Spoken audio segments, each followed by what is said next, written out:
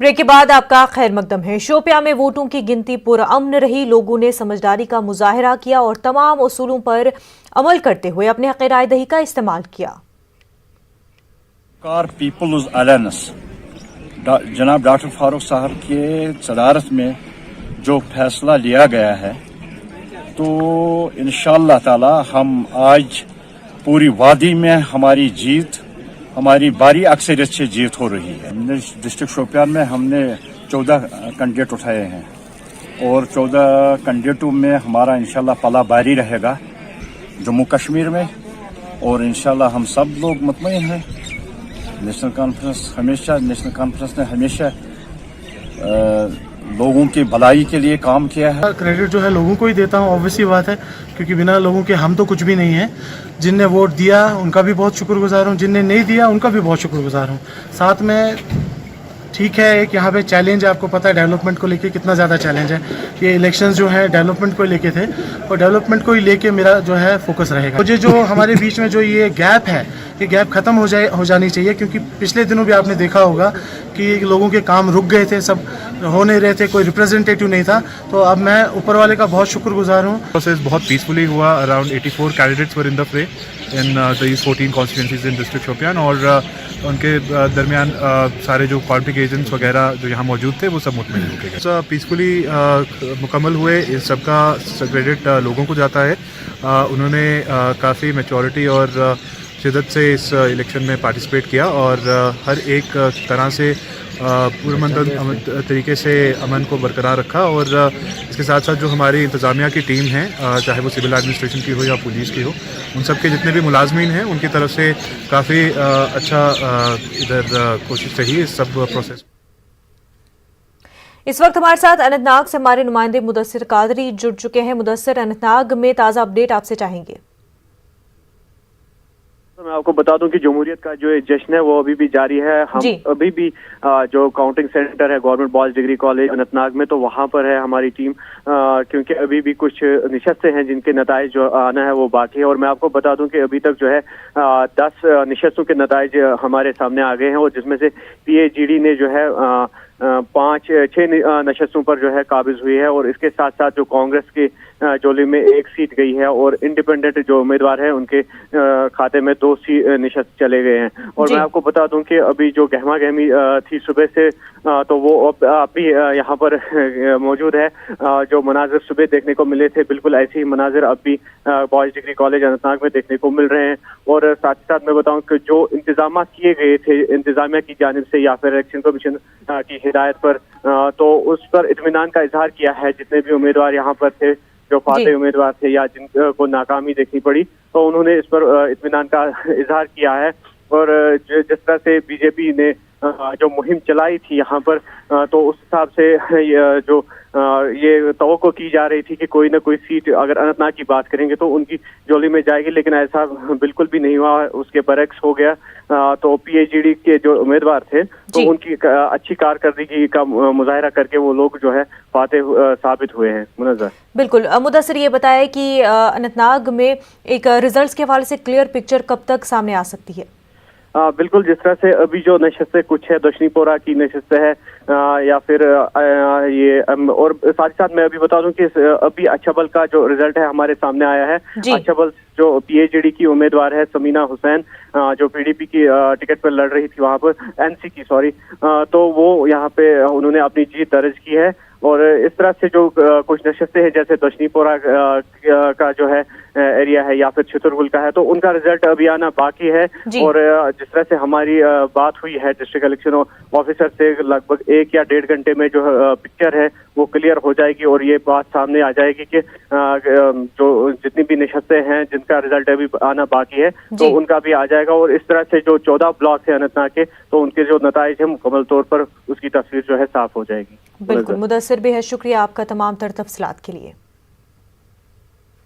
तो नाजरीन, जम्मू डिवीजन में बीजेपी ने शानदार मुजाहिरा किया है। यहाँ बीजेपी ने 31 सीटों पर अभी तक जीत दर्ज की है, जबकि PAGD इत्तेहाद ने 9 सीटों पर जीत दर्ज किया है। ये 9 सीटें NC के खाते में आई हैं। यहाँ 4 आज़ाद उम्मीदवारों ने जीत दर्ज की है। JKAP जम्मू डिवीजन में खाता नहीं खोल पाई है। जम्मू डिवीजन के हवाले से बात करें तो बीजेपी ने शानदार मुजाहरा किया है। यहां बीजेपी ने 31 सीटों पर जीत दर्ज की है, जबकि पीएजीडी इत्तेहाद की बात करें तो 9 सीटों पर जीत दर्ज हुई है और ये 9 सीटें एनसी के खाते में आई हैं। यहां 4 आजाद उम्मीदवारों ने भी जीत दर्ज की है। जेकेएपी की बात करें तो जम्मू डिवीजन में खाता जेकेएपी नहीं खोल पाई है।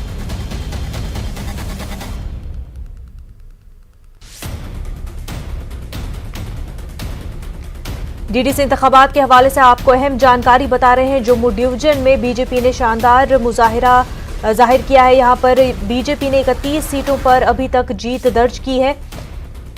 Peoples alliance for Gupkar declaration की बात करें तो 9 सीटों पर जीत दर्ज की गई है और ये 9 सीटें नेशनल कॉन्फ्रेंस के खाते में आई है। यहां 4 आजाद उम्मीदवारों ने भी जीत दर्ज की है। जेकेएपी जम्मू डिवीजन में खाता नहीं खोल पाई है।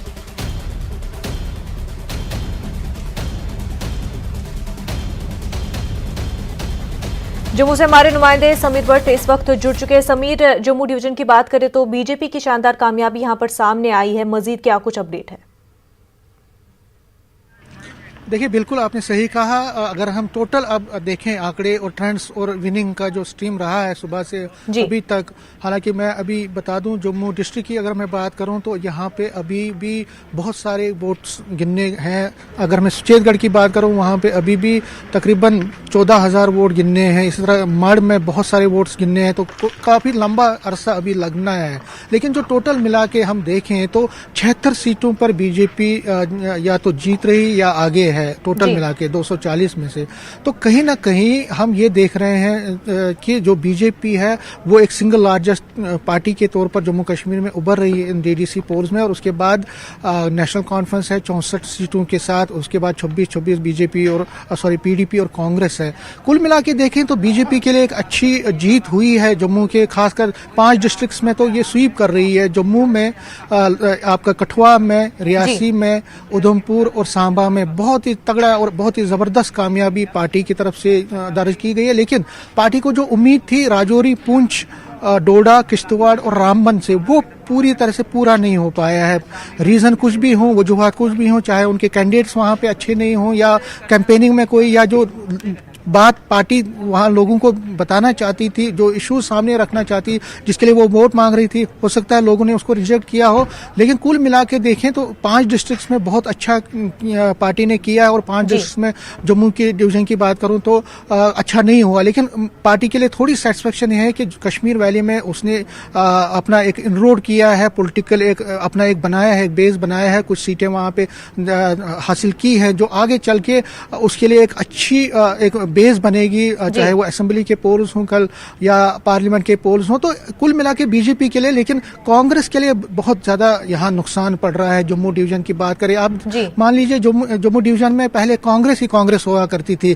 2008 के बाद जब अमरनाथ रो हुआ उसके बाद बीजेपी का यहाँ ज्यादा बेस बना। लेकिन आज कांग्रेस की हालत देखिए, कांग्रेस बहुत ज्यादा कमजोर हो गई है। नेशनल कॉन्फ्रेंस ने बहुत जगहों पे अच्छा किया है, कुछ सीटें भी दर्ज की और दूसरे और तीसरे मुकाम पे। अगर हम यहाँ जम्मू की बात करें तो जम्मू के नगरोटा और डंसाल दोनों जगहों पे पार्टी आगे चल रही है और एक इंडिपेंडेंट यहाँ मढ़ में आगे चल रहा है। तो जम्मू डिस्ट्रिक्ट में जहाँ पे बीजेपी का बहुत ज्यादा एक दबदबा है और इसका एक जोर है, लेकिन उसमें भी नेशनल कॉन्फ्रेंस ने जो अपना ट्रेडिशनल है, क्योंकि हमें बता दूं कि यहाँ देवेंद्र सिंह राणा जो नगरोटा से ही आते हैं, उनकी एक कॉन्स्टिट्यूंसी रही है, वो प्रोविंशियल प्रेसिडेंट है, एक बड़ा चेहरा है पार्टी के। तो वहां से दोनों, लेकिन वहां पे भी बीजेपी उनको बहुत क्लोज मार्जिन से वहां पे वो फाइट चल रही है और जो आखिरी जो होगा जीत का वो किसी के भी खाते में चला जाएगा, क्योंकि वहां पे एक क्लोज मार्जिन से फाइट चल रही है। तो कुल मिला के पार्टी के लिए, जो बीजेपी के लिए कुछ राहत यहाँ है जम्मू में, लेकिन बहुत जगहों पे पार्टी जो एक्सपेक्टेड लाइन थी वो नहीं हुई। सियासत इसी का नाम है, कहीं हार है तो कहीं जीत है, लेकिन डेमोक्रेसी की जीत हुई है। आज शाम को रिजल्ट कहीं पे भी जाएंगे, किसी की भी जीत होगी, लेकिन जीत जो सच्ची जीत हुई है वो डेमोक्रेसी की जीत हुई है, डीडीसी के इलेक्शन पहली बार हुए हैं। अब डेमोक्रेसी जो सेटअप है, जो पावर ऑफ सेंटर जो पावर है, वो अब ग्रास रूट पर जाएगा, पंचायती सिस्टम में जो गांव तक जाएगा, गांव में अब देहात में सड़कों का जाल बिछेगा। ये एक्सपेक्टेशन है। बिजली, पानी, सड़क, हेल्थ, बाकी चीजों का सुधार होगा। ये जो डीडीसी में चुन के आए हैं लोग, इन पर एक बहुत बड़ी रिस्पांसिबिलिटी है। उन पे एक जिम्मेदारी ये है कि लोगों की जो आशाएं हैं, एक्सपेक्टेशंस हैं, उम्मीदें हैं, उन पर वो खरा उतरे, क्योंकि उनको एक बहुत ही अच्छे मार्जिन से लोगों ने जिताया है। जम के इस सर्दी में हमने देखा कितनी सर्दी आजकल चल रही है जम्मू कश्मीर में, उसके बावजूद भी आपने देखा कितना जोश लोगों ने दिखाया, खवातीन ने दिखाया। तो कुल मिला के उन पे एक जिम्मेदारी है और एक जिम्मेदारी का एहसास उनको होना चाहिए। अब जो नुमाइंदे चुने गए हैं उन पर काफी ज्यादा जिम्मेदारी बनती है। हमारे साथ मोहित बान लगातार बने हुए हैं। मोहित, दो तस्वीरें यहाँ पर सामने आई, एक तो अनंतनाग और जम्मू डिवीजन की। अनंतनाग की बात करें तो अलायंस की काफी अच्छी परफॉर्मेंस दिख रही है, वहीं जम्मू डिवीजन की बात करें तो बीजेपी बेहतर करती हुई नजर आ रही है। क्या कहेंगे? मैं रक्षा करूंगा। देखिए, ये तो एक बड़ी लाजमी सी बात थी कि जम्मू डिवीजन में बीजेपी अच्छा करेगी, क्योंकि ऑलरेडी बहुत सारे कॉरपोरेशंस में और पंचायत में उनके नुमाइंदे हैं। और अभी हम भी पूरी तरीके से फुल फोर्स में जाकर लोगों तक अपनी बात नहीं रख पाए हैं। तो ये एक लाजमी सी बात थी कि वो वहां अच्छा करे। लेकिन जैसे कि अभी आपके एक कॉरेस्पॉन्डेंट ने बताया कि जितनी उम्मीद बीजेपी को जम्मू से थी, उतनी उम्मीद के ऊपर वो खरे नहीं उतरे और लोगों ने कहीं ना कहीं बीजेपी को जम्मू खिते से भी नकारा है। और आप आने वाला वक्त है उसमें आप देखेंगे कि कैसे पीएजीडी जो है वो वापस जिस तरीके से उनकी रिप्रेजेंटेशन जम्मू में थी, चाहे वो एनसी की थी, पीडीपी की थी, वो वापस अपना जो मंशूर है वो लोगों तक लेकर जाएंगे और लोगों को समझाएंगे कि जो ये डिविसिवनेस की सियासत है, ये जो बंटवारे की सियासत है जम्मू और कश्मीर के बीच में, ये सिर्फ हमारे बीच में दूरियां पैदा करेगी और आपसी भाईचारे को तोड़ेगी। इस मंशूर को लेकर हम वापस लोगों के बीच में जाएंगे और आने वाले वक्त में मुझे पूरा भरोसा है कि लोग बीजेपी को मुकम्मल तौर से खारिज कर देंगे जम्मू में और वापस से पीएजीडी का जो परचम है वो जम्मू खित्ते में भी लहराएगा। बिल्कुल। मोहित, आप बने रहिए हमारे साथ। यहाँ पर एक खबर सामने आ रही है, नाजरीन को बता दे। बडगाम के खाग से आजाद उम्मीदवार निसार मौलवी ने जीत दर्ज कर ली है। काफी अहम ये खबर बडगाम से सामने आ रही है।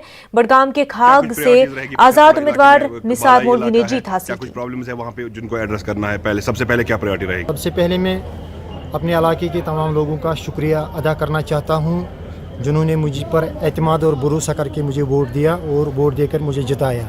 इंशाल्लाह हमारे इलाके में जितनी प्रॉब्लम्स है, अल्लाह के फजल करम से जितना हमसे मुमकिन हो सकेगा हम वो सारी प्रॉब्लम दूर करने की कोशिश। किस तरीके की मुश्किलात है आपके इलाके में? और बहुत सारी मुश्किलें, सड़क की प्रॉब्लम्स है, पानी नहीं है, बिजली की किल्लत है। इंशाल्लाह हमसे जितना हो सकेगा हम इंशाल्लाह वो पूरा करेंगे। लोगों को, आपके इलाके के लोगों को, पूरे जम्मू कश्मीर के इलाके के लोगों को खास तौर पर इन डीडीसी कैंडिडेट्स पर काफी तवक्का है, क्या आप खड़ा उतर पाएंगे इन चीजों पे? इंशाल्लाह हम कोशिश करेंगे।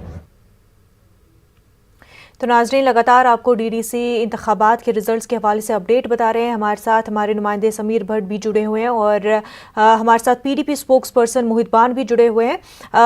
मजीद डीडीसी इंतखाबात के नताइज के हवाले से बात करते रहेंगे, लेकिन उससे पहले एक छोटा सा ब्रेक।